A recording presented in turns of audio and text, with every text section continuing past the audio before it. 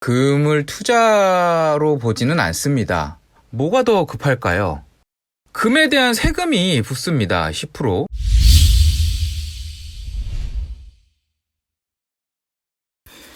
안녕하세요. 머니머신입니다.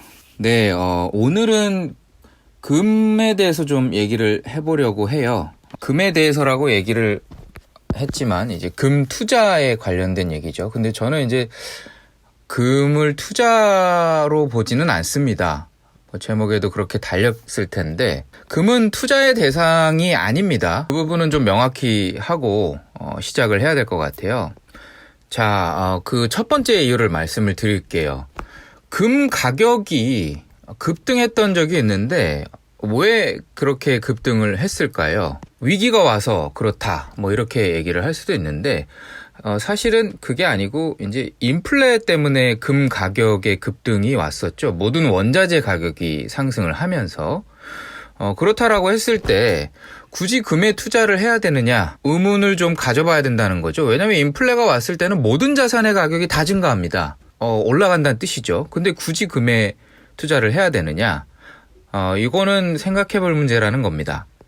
오히려 주식이나 부동산과 같은 그런 자산에 투자하는 게 인플레와 가장 밀접한 자산에 투자하는 게 훨씬 낫죠. 두 번째입니다. 위기가 왔을 때 대응이 가능하다라는 논리를 이제 펴시는 분들도 계세요. 그러니까 뭐 대공황과 같은 그런 위기가 와서 모든 화폐 시스템이나 그런 것들이 무너졌을 때 금이 아주 유용하게 작용할 것이다. 근데 이것도 사실이 아니죠. 이미 그런 국가들이 있습니다. 네, 짐바브웨, 베네수엘라. 이런 데는 지금 이미 하이퍼 인플레이션이 발생하면서 통화 시스템 자체가 아예 무너져 버렸죠. 그러니까 향후에 이렇게 통화 시스템이 무너졌을 때 금이 아주 유용하게 쓰일 것이다 라고 얘기를 하는데 참 말도 안 되는 얘기죠. 뭐 보관용으로, 상비용으로 쓸 수는 있는데 그런 정도의 수준의 공황이 와서 전 세계에 불황이 온다라고 하면 뭐가 더 급할까요? 네, 눈치 빠르신 분들은 이미 아실 겁니다. 먹고 사는 게 급하죠. 농수산물, 농산물, 곡물 가격 이게 막 급등할 겁니다. 하이퍼 인플레이션이 오면 초 인플레이션 시기이기 때문에 먹고 사는 게 가장 급하다는 거예요. 왜냐면 당장 하루 지나면 막 물 가격이, 생수 가격이 막 2배씩 3배씩 올라가는데 먹는 게 가장 중요하다는 겁니다. 그러면 다시 한번 돌아와 봅시다. 먹는 가격이 급등하게 되면 그거에 대한 대응은 뭘 사는 게 나을까요? 토지를 사는 게 낫습니다. 차라리. 자, 세 번째 이유입니다. 왜 투자 대상이 아니냐면 굉장히 비효율적입니다. 기본적으로 금을 보관하기는 굉장히 어렵죠. 네, 어렵습니다. 뭐 만약에 금괴로 가지고 있다, 어디다 두실 거예요? 뭐 VVIP 은행의 멤버다라고 하면 이제 그 비밀 금고를 주기도 합니다. 근데 그게 아니면 이게 놔둘 데도 없고 보관도 용이하지 않습니다. 그리고 이거를 어떻게 나중에 문제가 왔을 때 판매를 할 수 있을까요? 그 금괴를 살 수 있을 만한 사람들이 과연 있을까요? IMF 기억나시죠? 우리나라 경기가 무너지고 완전 난리가 났을 때 IMF 때 금이 헐값에 국가에 사입이 됐습니다. 헐값에 팔린다는 얘기 있죠? 왜냐하면 금을 사줄 사람이 없어요. 국가밖에. 그렇게 보셔야 될 것 같고, 추가로 또 금에 대한 세금이 붙습니다. 10%. 부가가치세가 붙기 때문에 이걸 만약에 투자를 한다 그래도 10% 이상 수익이 나지 않으면 큰 의미가 없습니다. 자, 뭐 이렇게 제가 얘기를 하긴 했는데 저는 근데 사실 뭐 이렇게 얘기하긴 했지만 금을 꾸준히 사 모으고 있긴 합니다. 동전 관련된 수집을 하고 있어서 금화를 또 마음에 드는 게 있을 때마다 사고 있습니다. 물론 이제 은도 마찬가지고요. 근데 이건 뭐 취미 활동이지 뭐 투자라고 보지는 않습니다. 뭐 물론 나중에 가격이 오르면야 좋지만 그리고 이제 제가 금을 주기적으로 이제 금 통장을 통해서 사고 있는데 이거는 그냥 이제 조금씩 사서 모으는 거죠. 왜냐면 이제 보험으로 작용할 수 있으니까, 보험이라기보다 이제 급할 때 그걸 매도해서 이제 쓸 수 있는 돈이 있으니까.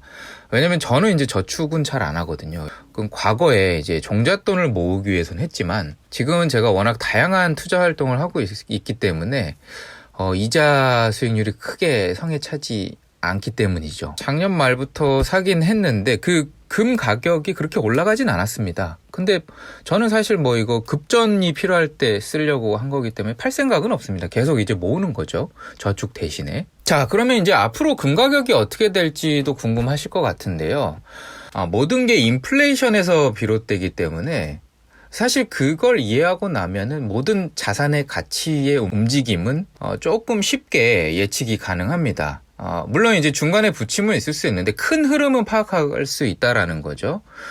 기본적으로 지금 인플레 장세가 왔다라고 저는 보고 있다라고 항상 얘기를 제가 여러 번 말씀을 드렸죠. 이게 시작된 지는 좀 오래됐습니다. 근데 이제 실물 자산에 반영되는 것들은 이제 좀 시간차가 있어서 조금 이제 잘 모르실 수도 있는데 너무 이렇게 혼란스러우실 수도 있는데 정리를 좀 해드리자면 처음에 이제 부동산하고 그리고 주식이 올랐고요. 그다음에 원자재 가격이 급등하기 시작했습니다. 그러고 나서 이제 최근에는 금 가격은 계속 조정을 받고 있죠. 왜냐하면 금은 어떤 거에 대체제의 역할을 할까요? 그걸 아시면은 아주 이해하기가 편하십니다. 바로 금은 달러를 대체하고 있죠. 달러를 대체할 수 있는 그런 자산으로 아직도 안전자산으로 인식이 되고 있습니다. 달러가 지금 계속 가치가 올라가고 있죠. 왜냐하면 인플레이션 장세가 와서 화폐가 많이 풀리니까 그 화폐를 수거하는 작업들을 각국에서 하고 있습니다. 특히나 미국이 금리 인상을 통해서 계속 자금을 회수 중이죠. 그렇기 때문에 달러 가격은 점점 올라갈 수밖에 없습니다.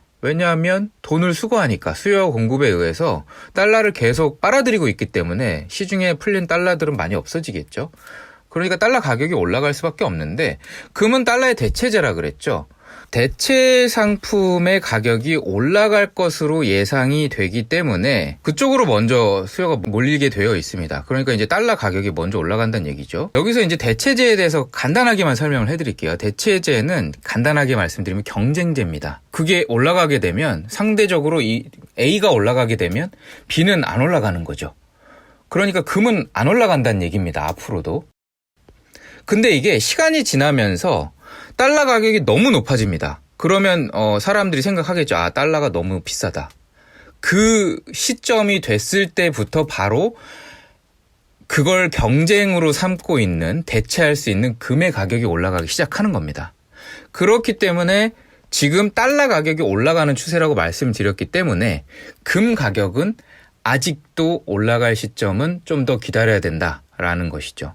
물론 그 시점을 예측할 수는 없습니다. 그래서 저도 작년 말부터 달러와 금을 동시에 적립식으로 계속 사고 있습니다. 뭐 달러를 사는 것도 마찬가지입니다. 뭐 투자로 보고 사는 건 아니고요. 말씀드렸다시피 달러와 금 모두 저는 이제 목돈을 만들기 위한 저축을 하는 대신에 그 두 가지를 사서 모으고 있습니다. 그렇게 보시면 될 것 같고요. 목돈을 모으기 위해서 저축하는 거를 이제 투자라고 하지는 않잖아요. 그쵸? 네, 이 정도로 마치겠고요. 궁금한 거 있으면 댓글로 달아주세요. 답변 드리겠습니다. 그럼 오늘 내용이 도움이 좀 되셨다라고 생각하신다면 구독과 좋아요 꼭 눌러주시고요.